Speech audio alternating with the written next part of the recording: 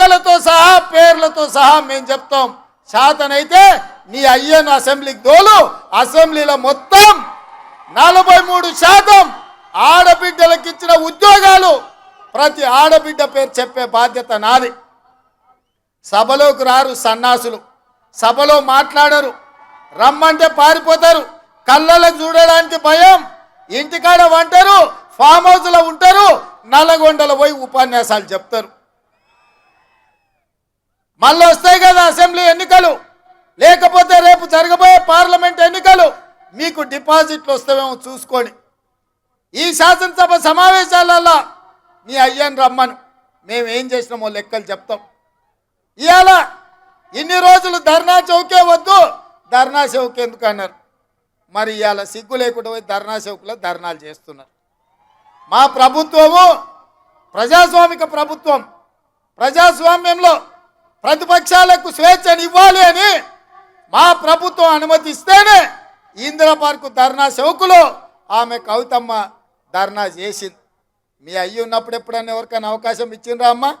ఎవరితోనైనా మాట్లాడిర్రా? ఎవరికైనా కనిపించినా మీ అయ్యా? ఇవాళ ఆడబిడ్డలకు అవకాశం లేదంటవా?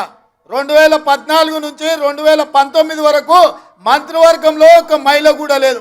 ఆయల్లో ఏడిపోయిందమ్మా నీ నీ తెలివితేటలన్నీ? ఆయల్లో నీకు శాత కాలేదా మీ నాయనని అడగనికే? అయ్యా ఒక మంత్రిని ఈ మంత్రివర్గంలో అని. అది మాత్రం శాత కాదు. 90 రోజులు కాలేదు. ఓ దిక్కు 6 అడుగులైనా, ఓ దిక్కు పోయడముతైనా, ఇంకొక దిక్కు కవితమ్మ. వీళ్ళందరూ బయలుదేరిండు మనతో కొట్లాడతారంట. ఏందా కొట్లాడేది? మీ శాతం అయితే మీరు ఏం చేసిరో చెప్పురు. ఇక ఆయన మేడిగడ్డ 3 పిల్లర్లు పోయినాయి. 3 పిల్లర్లు పోయినాయి కాబట్టి అవి గట్టురని. ఎందుకు తొందర పడుతున్నావు కేసీఆర్? బండారం బయట పడుతుందనా? మేడిగడ్డ కాస్త మేడిపండు అయింది, మొత్తం కుప్పగూలుతుంది మళ్ళీ వాన వస్తాయనా? ఆయన ఉద్దేశం అంతా ఆయన కట్టింది కుంగింది, అన్నారం పగిలింది కాబట్టి అర్జెంటుగా దానికి పూత ఊసి హరేక్ మాల్తోని దాన్ని రిపేర్ చేసి ఇక అయిపోయింది, మా చేతులు ఏం లేదు, మొత్తం వాళ్ళదే అని మా మీద నెట్టనికనా? అందరం కలిసి పోయినాం కదా, శాతనైతే అల్లు వచ్చేది ఉండే. ఏమైందో మేడిగడ్డలా చూపించేటోళ్ళం. ఇవాళ రిపేర్ చేయి అంటుండు. రిపేర్ చేయడానికి అది వనికి రావాలి కదా, అదేమన్నా అక్కడికి వస్తుందో అక్కర రాదో ఇవాళ అధికారులు చెప్పాలి కదా.